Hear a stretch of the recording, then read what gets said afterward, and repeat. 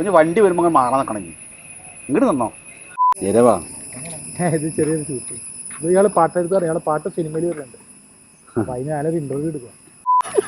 അല്ല ജയദേവാ, 9-ാം തീയതി നമ്മുടെ സിനിമ പാട്ട് നമ്മുടെ ഒരു യൂട്യൂബിൽ നമ്മുടെ ഒരു സിനിമയുടെ സോങ്ങൊക്കെ റിലീസ് ചെയ്യാമെന്നുള്ളത്.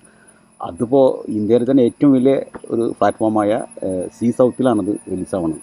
അപ്പോൾ എന്താ ജയദേവൻ്റെ ഒരു അഭിപ്രായം? സന്തോഷമായി, ഒരുപാട് സന്തോഷമുണ്ട്.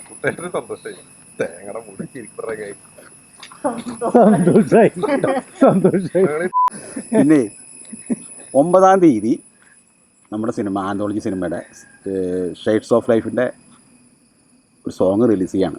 അത് ഏതാ സോങ് എന്നറിയോ? എല്ലാം പിടുത്തുണ്ടോ? പറ ഏതാ? ഞാൻ ചെയ്ത പാട്ട്. അപ്പോൾ അത് റിലീസ് ചെയ്യാണ്. എൻ്റെ ഏറ്റവും വലിയ ആഗ്രഹമായിരുന്നില്ലേ?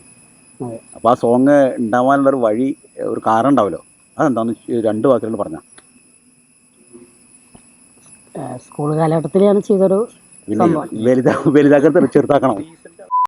അത് സ്കൂൾ കാലഘട്ടത്തിലൊരു പ്രണയമാണ്. അത് ഭയങ്കരമായിട്ട് ടച്ച് ചെയ്തായിരുന്നു. സാഹചര്യങ്ങൾ കൊണ്ട് അവർ അങ്ങനെ പോയി. അപ്പോൾ എനിക്ക് ഭയങ്കരമായിട്ട് മനസ്സിന് ഭയങ്കര പ്രശ്നമായി. അപ്പോൾ അങ്ങനെ എഴുതി 2014 ആ സാധനം ചെയ്തത്. അതാണ് അതിൻ്റെ ലൈഫ്. ഇതിലേക്ക് വരുന്നത് നടരാജന്റെ സിനിമയ്ക്ക് ഇപ്പം എങ്ങനെയാണ് വരുന്നത്? പാട്ടങ്ങനെ എഴുതപ്പെട്ടു. അത് ഞാൻ OBM ഫെസ്റ്റിൽ ഞാനൊരു ഒറ്റപ്പാലത്തൊരു പരിപാടി എനിക്ക് പരിചയപ്പെടുത്തിയ ഭാസ്കറാട്ടോ. ഭാസ്കറിൻ്റെ ഒരു വീഡിയോ, ഭാസ്കറും വിഷ്ണു കൂടി ചെയ്തൊരു വീഡിയോ ആണ് നമ്മുടെ ശ്രദ്ധയിൽപ്പെടുന്നത്. അതിൻ്റെ ഒരു യാത്ര ഉണ്ട്, ആ സോങ്ങിൻ്റെ ഒരു യാത്ര രസമാണ്. എന്തൊക്കെ ഒരു സംഭവം നമ്മൾക്ക് ആഗ്രഹം ആത്മാർത്ഥമായിട്ട് ഉണ്ടെങ്കിൽ അത് എത്ര കാലം കഴിഞ്ഞാലും സംഭവിക്കും എന്നുള്ളതിന്റെ ഒരു അല്ലേ?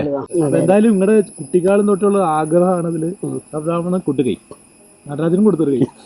നടരാജന്റെ